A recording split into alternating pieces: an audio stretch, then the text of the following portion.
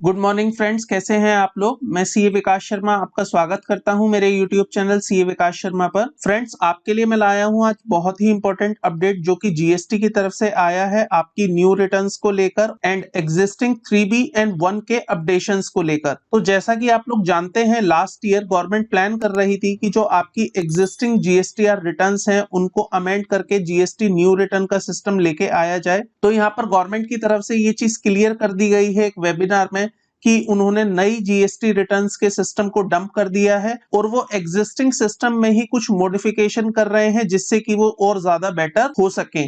तो यहाँ पर एक चीज क्लियर हो गई है कि जो आपकी नई रिटर्न्स आने वाली थी वो अब नहीं आएंगी और यहाँ पर एक्सपेक्टेड है कि 1 अक्टूबर से आपकी जो एग्जिस्टिंग रिटर्न है जो कि हमारी जीएसटीआर 1 जीएसटीआर 3B है उसी को फर्दर मॉडिफाई किया जाएगा ताकि उसी में और ज्यादा अच्छे से डेटा कैप्चर किया जा सके। सो यहाँ पर आप अपडेट देख सकते हैं, government dumps the new GST return system and to continue with the modified version of the existing one. तो यहाँ पर आपकी एग्जिस्टिंग रिटर्न्स में ही कुछ मॉडिफिकेशन होने वाली है जो कि मैं आपके साथ डिस्कस करूंगा इस वीडियो में कि क्या है आखिर वो मॉडिफिकेशन जो कि जीएसटी डिपार्टमेंट प्लान कर रहा है एंड कब से ये मॉडिफिकेशन एप्लीकेबल होगी। सो यहाँ देख लेते हैं क्या अपडेट दिया है डिपार्टमेंट की तरफ से। The GST network, the IT support of the GST regime is working on a modifying and improving the current return and will soon announce an advanced version of the existing system।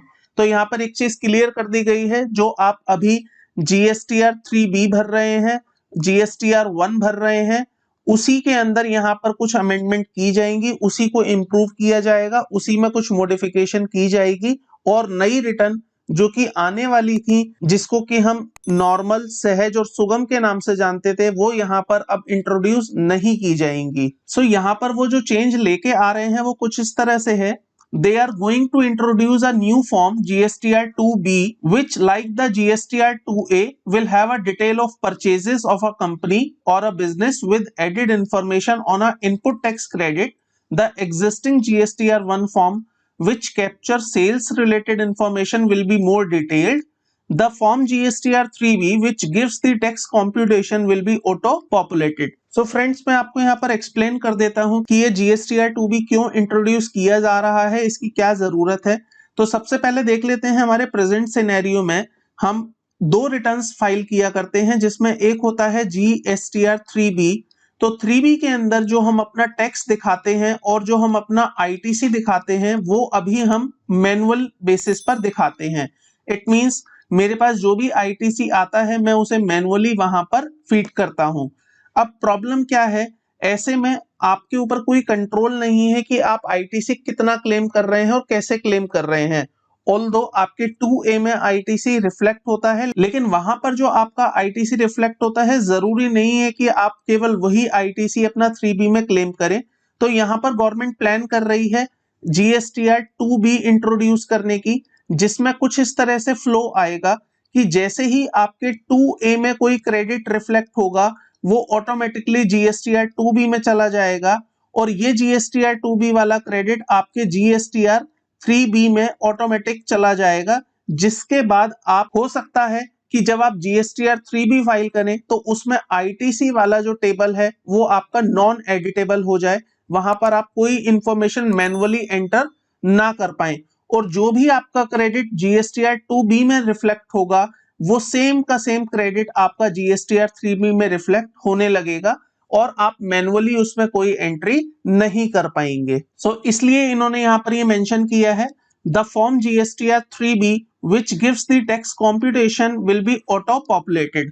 तो ये जो auto populated होने वाली है friends, ये 2B से होने वाली है। तो जैसे ही आपके आईटीसी की डिटेल 2B में रिफ्लेक्ट होगी ये आपके ऑटोमेटिकली 3B में मेंशन हो जाएगी, आप वहां पर मैनुअल एंट्री नहीं कर पाएंगे। इसी के साथ यहाँ पर एक चीज और लिखी गई है, new feature likely to be added in a new improved version of the existing return system include matching tool for a comparison of GSTR 2A with purchase register, communications channel between buyer and seller, and the improved comparison table of a tax liability and input tax credit ITC after incorporating ITC on IGST paid on import. तो यहाँ पर आपको एक comparison tool भी दिया जाएगा जिसके through आप मैचिंग कर सकते हैं जीएसटीआर 2A की परचेज रिटर्न के साथ। Communication channel between buyer and seller and the improved comparison table of a tax liability यहाँ पर आपको दी जाएगी एंड आप उसका आईटीसी भी कंपेयर कर सकते हैं after incorporating ITC on IGST paid on import. तो ये एक अपडेट यहाँ पर और दिया गया है। इसके बाद एक और चीज जो निकल के आई है वो है GSTN is also looking to reduce the error on a part of the taxpayer by improving the process of linking GSTR 1 with GSTR 3B and GSTR 2A data with GSTR 3B for the flow of ITC। So यहाँ पर मैं आपको explain कर देता हूँ what they are planning to do।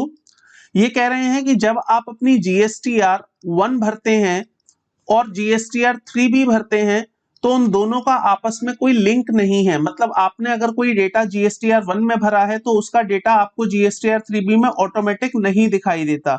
So what they are saying कि जैसे ही आप अपनी GSTR 1 भरेंगे जिसमें आप अपनी सेल्स की डिटेल डालेंगे तो वो सेल्स की डिटेल हम ऑटोमेटिकली कैप्चर कर लेंगे GSTR 3B में।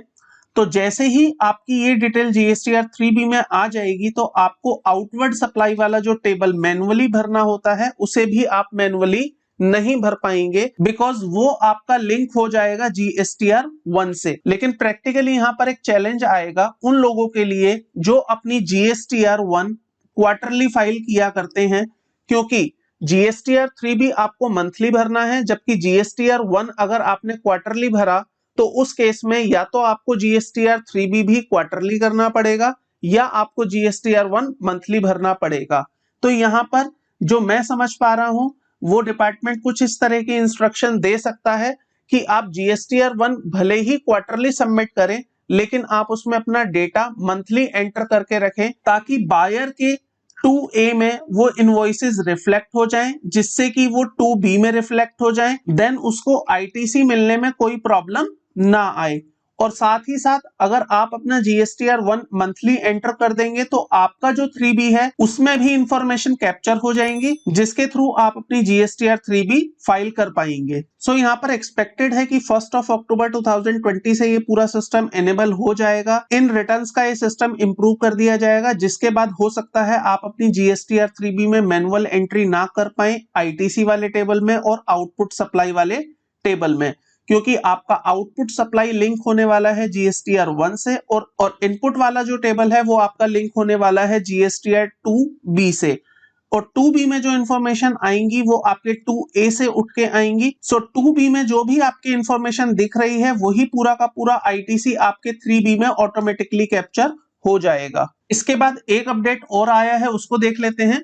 यहाँ पर ये अपडेट दिया जा रहा है ई इनवॉइसिंग के बारे में। सो जैसा कि आप लोग जानते हैं लास्ट ईयर ही गवर्नमेंट ने अनाउंस कर दिया था ई इनवॉइसिंग के बारे में और उसकी जो लिमिट रखी गई थी वो टर्नओवर 100 करोड़ से ऊपर वालों के लिए रखी गई थी। इट मींस वो टैक्स पेयर्स जिनका टर्नओवर 100 करोड़ से ऊपर का है उनके लिए ई इनवॉइसिंग मैंडेटरी कर दी गई थी, लेकिन अब इस लिमिट को इंक्रीज करके 500 करोड़ कर दिया गया है and the same is also applicable from 1 October। तो यहाँ पर जो अपडेट दिया है इन्होंने ई इनवॉइसिंग का वो देख लेते हैं।